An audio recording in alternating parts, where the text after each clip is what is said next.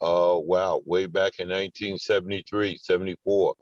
One of my older brothers took me down the gym. Actually, he never really took me down the gym.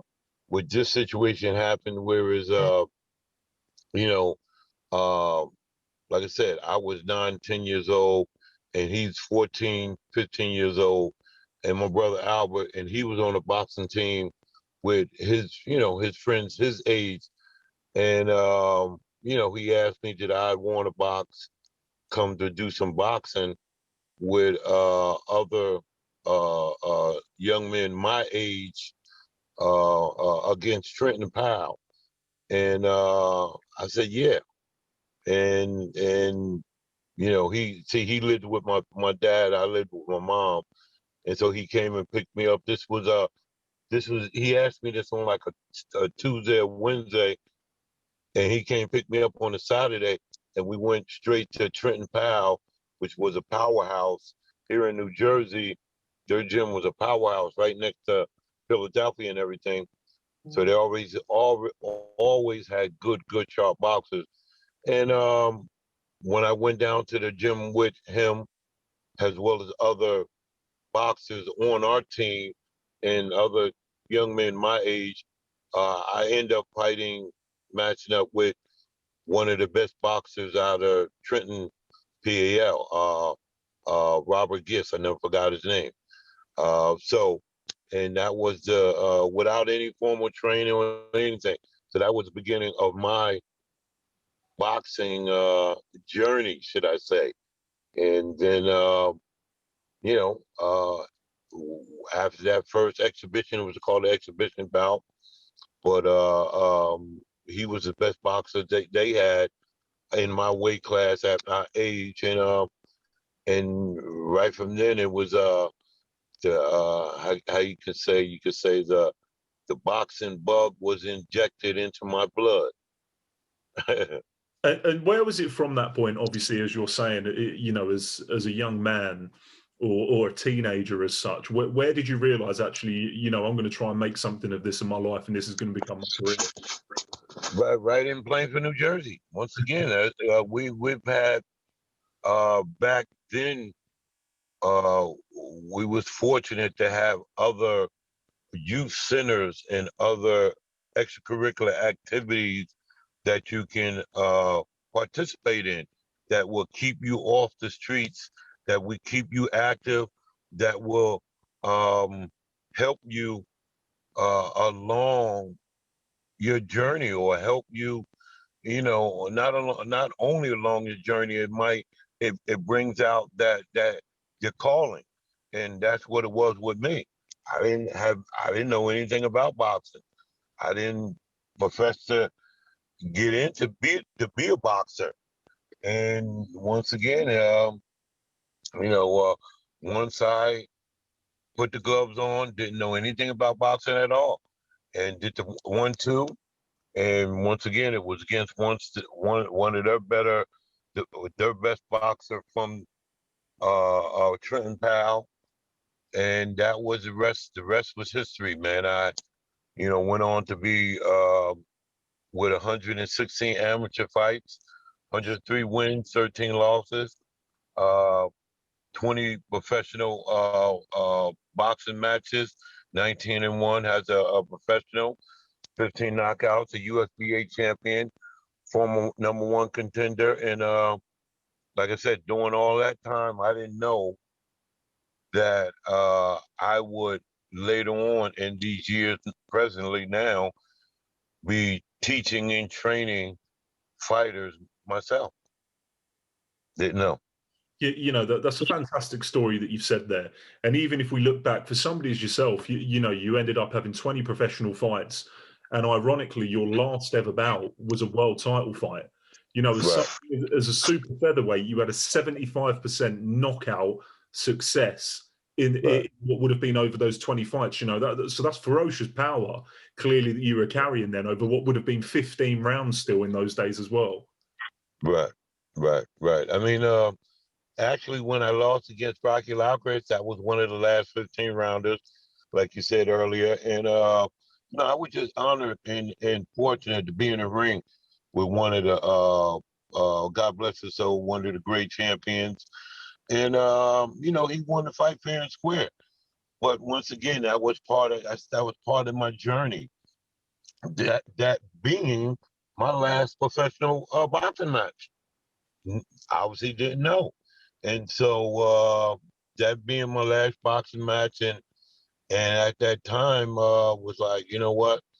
Didn't want to have anything to do with boxing at all. Didn't want to look at boxing. Didn't want to hear about boxing. Didn't want to read about boxing. But once again, once it's something that, you know, I believe that is your calling, your passion. You might get discouraged with it. You might get, like myself, pissed off with it.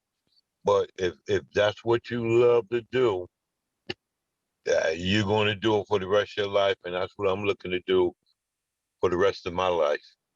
I think, as you mentioned there, you know, it's clearly something that's been in your blood and something that's stayed within you for a long time. And I Right. think it's also important that we put out here that actually you didn't walk away from boxing.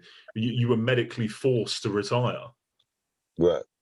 You know, Yes. not something that you actually gave up. It was something that you would, I imagine, continue to go on. But actually, I think there was an issue with the CAT scan. Yes. Definitely. I mean, once again, it was a situation where it's right after, you know, the junior lightweight championship, IBF, on ABC against Rocky Lockwood. That was basically April. I can't exactly remember, but I know it was in either late March or early April. And then I was actually ready to fight again that fall, and I was looking, hopefully, maybe to try to get licensed over in the UK. But unfortunately, unfortunately, they already heard about me and knew about me. And that's how I became connected with Lennox Lewis. It, believe me, it's definitely a documentary need to be done, or a book, which I look to do it. Once again, I had signed with Frank Maloney at the time, which was Kelly Maloney Yep. now, and Lennox Lewis. Lennox Lewis obviously was one of his first one of the guys that he signed right after the Olympics. And John Davenport, God bless his soul, was my former. He taught me everything I know ever since 9 years old. He was Lennox's first professional trainer. And so once again, I had looked to go to UK to get licensed to box. It wasn't happening. And then the opportunity came for me to be able to assist John Davenport with Lennox Lewis and Frank Maloney's other stable of fighters, which you know, so crazy. At first, I turned the job down. I didn't want to do it. And, you know, you know, I kept being asked, and I said, hey, what the hell? I have nothing else to lose. And I keep saying the rest is history. And what was it like when you first laid eyes on somebody like Lennox Lewis? Was there an element in you straight away that knew this guy's going to be something special? Well, once again, here go the ironies again, because when I first met him, I didn't know much about him. And we were living, or when we was up in the Catskills camp, that's where I first met Lennox, up at the Catskills camp. And I actually walked into the wrong door, and he was asleep. And all I know is this big old giant rose out of bed. And that was my first formal introduction to Lennox Lewis. So right then, he definitely was an imposing figure, imposing figure. And yes, definitely, I knew we had something special. But obviously, it took time. It took time to mold. Obviously, it took, you know, in order for Lennox to for his legacy and for his greatness to be brought to the forefront, it had to take 2 losses. You understand what I'm saying? Yep. So it had to take 3 different trainers, professional trainers, uh, So that's where the journey comes in at. Yes, it's always good to be on top at the plateau and on the peak of the mountain, but you also you have to enjoy the journey as you're going up, and then sometimes you fall down a little old, valley, and then you pick yourself up, and then you back on top again. So I will continue to bring ironies and similarities, because now with this opportunity with Dillian Whyte, I feel that it's another opportunity for me to be in the corner, and not only just in the corner, but to be able to help build on Dillian Whyte's legacy, which I started with Lennox Lewis. Obviously, I didn't start with Dillian. This is only my first fight with him, but I look to do many more fights with him. And once again, it's a resurgence, obviously, with a lot of the top heavyweight boxers right from the UK. So there it is again. The irony is I'm back with another UK fighter, heavyweight at that. You've just Yeah, hit something there as well, haven't you? You know, in the reference that the first time you ever came over to, well, what appears to be the first time you ever came over on Boxing Business to the UK, you ended up linking up with Lennox Lewis. You've now right, come back around, and you've got Dillian Whyte, who's transitioning right at the top of that tree, you know, in and amongst those top 3 or 4 heavyweights that we've got. And he's right, positioning himself nice for a big right. opportunity. How do you see any comparisons between the current heavyweights of this era as opposed to the likes that we're talking about in previous eras? Well, you have some similarities because you had some top guys back then. When Lennox Lewis was on his way up, you had not only Frank Bruno, you had Gary Mason, uh, um, you had a couple other top heavyweights they weren't, I'm not going to say world class, but you actually had to be able to uh, uh, come across these guys to be able to get the help alone, get on your world status level. And so, you had some of the similarities now. You got obviously the champion Anthony Joshua as well as Tyson Fury.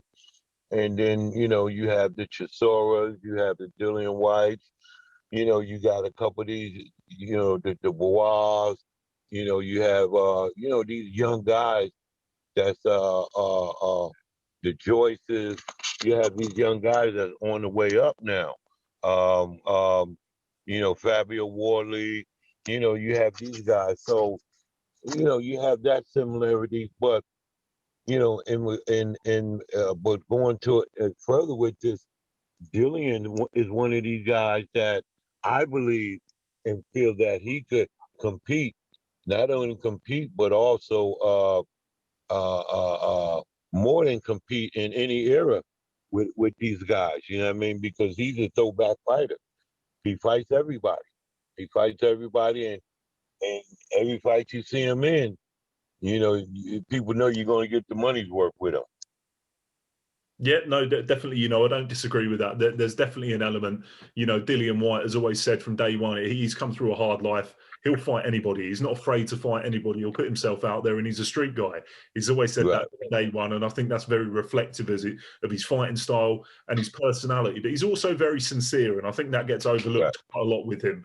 yeah, He's had a new family. He's took himself away from that for a long time to train and get himself right after yeah, the initial Povetkin loss. Sorry. And I definitely think that there was an element after the fight against Povetkin where actually he was hurt. He could see he was hurt. And it was just those very few brief moments. He picked up the stool. He wasn't interested in taking any plaudits. He took the stool over, actually, just to right. make sure that he's all right. And that's what warriors do, in that spirit. So it was really nice to see that. And a different side that I don't think a lot of people have had the pleasure, of being able to capture for him. So it was fantastic to see. Do you though, in all your hearts, do you realistically think any of these guys here that we're talking about would have been able to have defeated Lennox Lewis? Well, definitely, because once again, you boxing in this game, and first and foremost, you're so right with what Dillian did. You know, just to compassion in this brutal sport that we're involved in. You know, we're in there to concuss a guy, to knock a guy out, to knock his senses, to knock his block off, but to show that compassion and that empathy to be there, say, hey, you know, get this guy a stool, because I didn't know what the hell he was talking about when he said get the stool. After, excuse me, after being knocked out by this guy, Povetkin. But once again, it goes just to go show the different side Dillian. Dillian is a tough warrior, will fight anybody, but also he's a realist. You know, he's one of these guys. You know, he's definitely going to be able to tell you how he feels and say it, you know, straight to the point. But once again, it showed how, you know, that the you know, the respect that you have from champions, because Povetkin, he's definitely was a hard-nosed, rough champion who's been through it. Former Olympic champion, former world champion, and his only losses was obviously to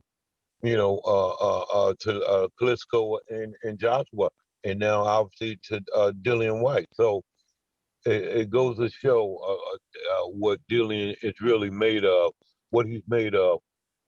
But yeah, he definitely can compete. Uh, um, um, you definitely can.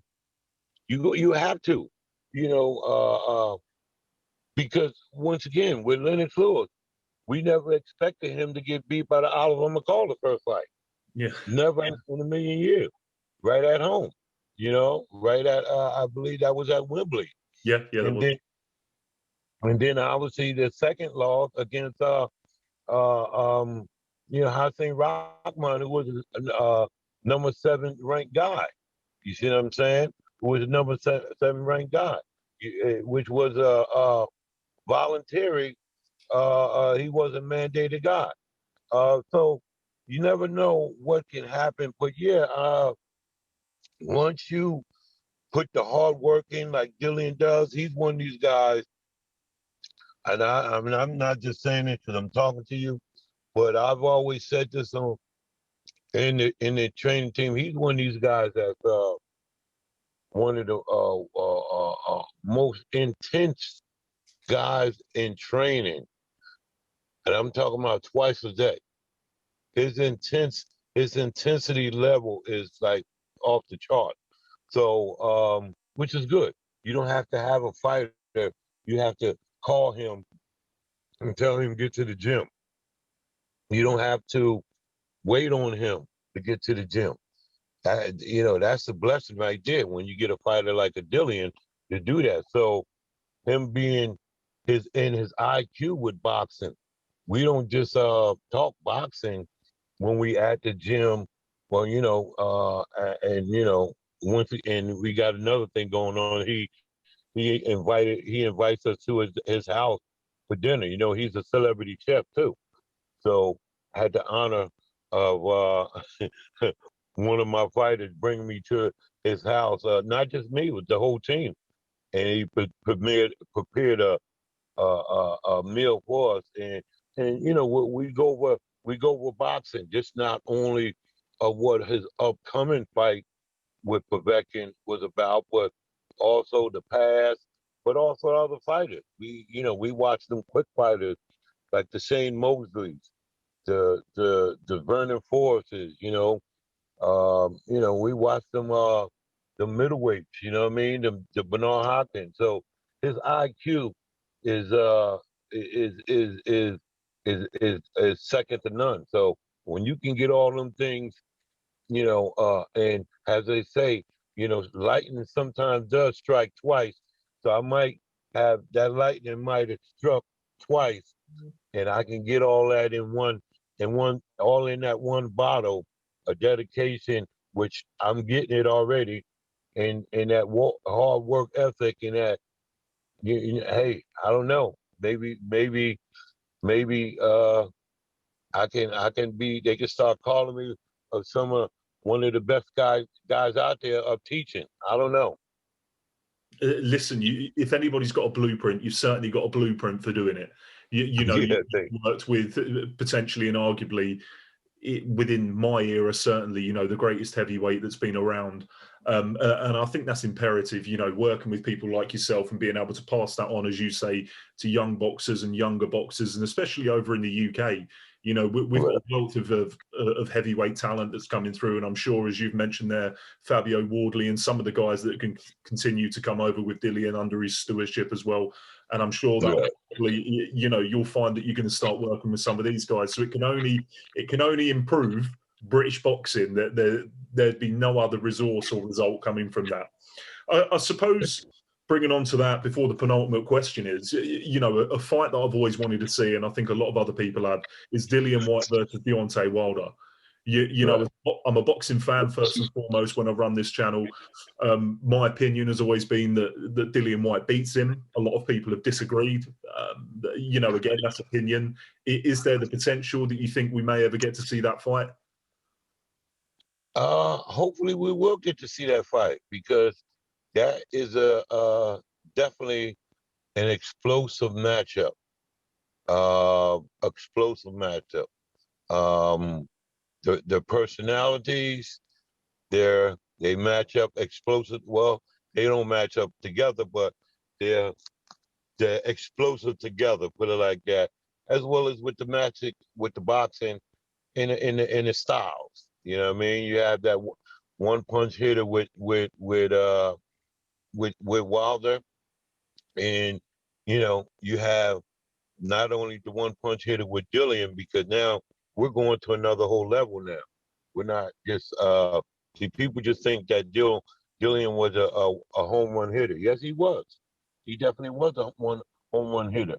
But after, and he's still learning. He's still learning. He's still going up to another level. So I feel that Dillian knocks Deontay Wilder out. I feel he knocked him out, because you know, Deontay Wilder, you know, he has that reach, he has that height, he has that one punch knockout, but I don't think he can box. And I don't, you know, he has that attribute to box. He has it. He has the height, the reach, and everything. But it takes more than that. Remember I was saying everything being in that one bottle, if you can have it all in that one bottle. I haven't been in his camp, but I don't know if he's a hard worker in there, one of the blue collar workers. I don't know if he's one of them fighters that's going to that you tell him what to do instead of what he wants to hear. You know, you got to tell him what he needs to hear instead of what he wants to hear. See how he accepts that, his temperament. See if he's, you know, I don't know if he's coachable, teachable. But once again, I'm not here to assess Deontay Wilder. All I know is I work on what needs to be done with Dillian Whyte. That's who my charge is right now.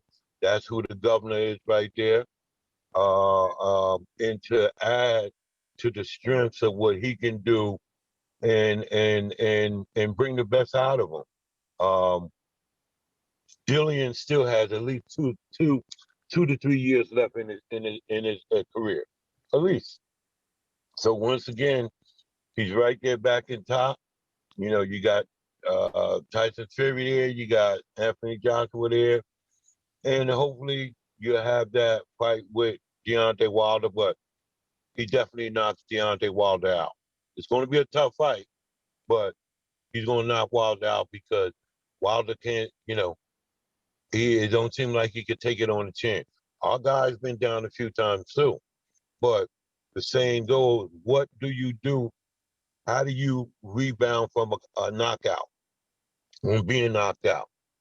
You know, Wilder's been stopped, and he's not mentally stable. It don't seem like he's mentally stable. His camp is in disarray. So that would be an ideal matchup for us to go right into that. I definitely think, you know, that's a fight, wherever that fight is and that fight takes place. Ideally, if we could get it over on UK shores, that's a stadium fight. I believe, in my opinion, you know, that'd sell out Wembley Stadium. 70,000-80,000 people would pay to come and watch that. That would be a huge fight, and I definitely think that would be a fantastic night for British boxing again. You know, we've produced so many within the last couple of years, and why not? If we can keep getting these heavyweight fights and matchups coming up, let's keep them continuing and coming. I suppose for you, just drawing on some of your history, was there, being involved with Lennox and all of these other fights, was there any potential dream matchups throughout your history that you always wanted but you never saw made? Well, I mean, obviously, you know, the world, we was robbed of that Lennox Lewis Riddick Bowe fight. Yes. Man, that would have been a trilogy. That definitely would have been a trilogy. That fight right there. Um, you know, you have the our Bucci fight. Him and Lennox would have been a real good fight. That would have been an excellent fight. You know, Ibuchi obviously been in with the David Tuers, the Chris Burrs and them guys, and they beat them guys. But he didn't get in. Obviously, he didn't had the opportunity to get in with the Holyfield, the Tysons, them guys like that. So that would have been a good fight. But just them two, basically, that Riddick Bowe, Lennox Lewis. Yep. You know, that was a fight that was always publicised, and I think I saw something a couple of years ago where they turned up at what would have been a WBC convention, and it looked like there was still a little bit of bad blood between them all these years later as well. Mm-hmm. Yeah, I agree. I mean, even I think it was one of them fights in Vegas where it was Bowe and Lennox were there, and you know had all the heavyweights on stage. I forgot what fight it was, but man, it almost came to blows there. You know, I think it's more so Riddick Bowe other than Lennox, you know. So, but you know, hey, it is what it is. And the last question I've got for you, I appreciate you giving me your time, buddy, is if we're going to see anybody fill this void, I'd say possibly within the era that we're currently at now, who's going to do that, and who do we think's really going to cement that legacy? Well, you know, the heavyweights is always, I tell you, is always exciting, man. The heavyweights, they the one carry boxing, man. You know, if you know who the heavyweight champ of the world is, you know, you basically, you know, up on top of the boxing. They carry the sport, man. But you know, you got other heavyweights there, you know. I mean, not only the heavyweights, you got that, you know, you got that U6 coming up the heavyweight. You know, the middleweights is good. You know, you got that Canelo who's pound for pound. You know, you got them lightweights there, you know, that Tank Davis, that Garcia, Devin Haney's, and Teofimo. You know, you got a lot of good guys there. That 25, the 30s. You know, Shakur Stevenson. I mean, you know them Valdez and Herons and them guys are good, man. You know, you got the Korean guys. You know, them Chinese guys. Can't say their names, and I'm not even going to try to chop it up. So, you know, you got them guys. You know, boxing is thriving right now, coming off this pandemic. I mean, we're not fully out of it yet, but coming from things are opening up. So, you know, it's thriving, man. But obviously that heavyweight, you know, that heavyweight is so exciting. And people want to see knockouts. And when you get them knockouts, man, people don't forget knockouts. So, you know, being right back in the swing of things with Dillian, I would say that them heavyweights, man, keep your eye on them heavyweights, man. Them heavyweights, you know, you got a couple young American heavyweights, yeah, Jared Anderson, you know, Jermaine Franklin, you know, Jamarcus Polian. You know, you got some of them guys coming up. So, and you got them you know, you got them latter guys over in the States, you know, Kamari, man. So boxing, good time to be in boxing right now. Boxing's thriving. I think that's the best way of saying it, and I think we'll leave it there. You know, Harold, it's been an absolute privilege and an honor to speak to somebody of yourself, you know, in stature and caliber and all the experience you've got. And I'm extremely privileged and humbled to be able to share some time with you this evening. Thank you, man. Appreciate it, man. Yeah. Cheers. Anytime you need me, don't hesitate to reach out to me. No, you're a superstar. Thank you ever so much, buddy. Have a lovely day. Thank you.